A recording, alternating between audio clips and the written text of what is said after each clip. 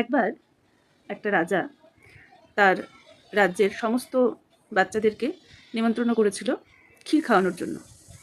খোলা আকাশের নিচে একটা মাঠে ক্ষীর রান্না হচ্ছে, খুব সুগন্ধ বেরিয়েছে, বাচ্চারাও ভীষণ আগ্রহী সেই ক্ষীর খাবার জন্য। আকাশের ওপর দিয়ে একটা চিল উড়ে যাচ্ছিল, তার পায়ে একটা সাপ ধরা ছিল।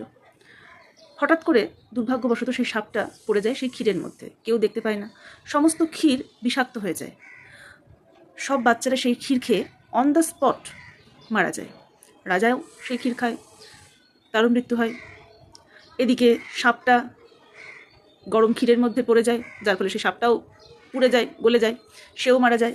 এদিকে সাপটার যে ধরেছিল চিল সাপটাকে খাবার জন্য, সেও না খেতে পেয়ে মরে যায়।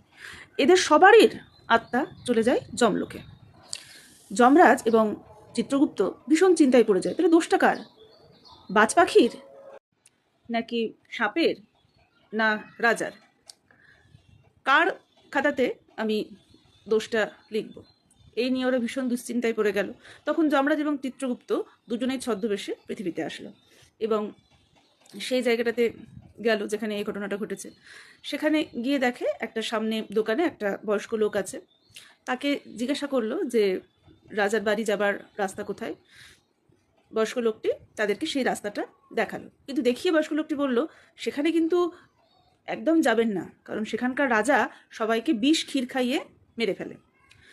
যমরাজ সঙ্গে সঙ্গে চিত্রগুপ্তকে বলল যে চিত্রগুপ্ত, আমি কে দোষী পেয়ে গেছি। চিত্রগুপ্ত বলল, কে দোষী? যমরাজ বলল, এই বৃদ্ধ লোকটি দোষী। কেন? কারণ তিনি কে ঠিক কে ভুল বিচার না করেই তিনি কিন্তু লোককে জাজ করছেন। সুতরাং এই থেকে আমাদের এই শিক্ষা নেওয়া উচিত, কারোর বিষয়ে সঠিক তথ্য না জেনে কাউকে কিন্তু অযথা সন্দেহ করা, কারোর সম্পর্কে সমালোচনা করা, কারোর সম্পর্কে কুভাবনা নিজের মনের মধ্যে রাখা, 1 মাস এই সমস্ত করা বন্ধ করে দিন। কারোর সম্পর্কে কোনো কিছু না জেনে শুধুমাত্র ভুল ধারণা নিয়ে তাকে ভুল সাব্যস্ত করা, তাকে সন্দেহ করা, এইসব থেকে বিরত থাকুন। যখন কোনো কিছু ঝামেলা অশান্তি হয় কোনো কারোর সাথে বা কোনো কিছু নিয়ে, তখন কিন্তু সেটা কখনোই এক পক্ষের দ্বারা হয় না, নিশ্চয়ই তাতে অপরপক্ষেরও সমান দোষ থাকে। আপনাকে সেই দায়িত্ব নিতে হবে না, আপনি নিজের মতো থাকুন, নিজের কাজে মন দিন, অন্যকে অন্যের মতো থাকতে দিন। কে কী করছে, কে সঠিক কে বেঠিক, এই বিচার আপনি করা বন্ধ করুন।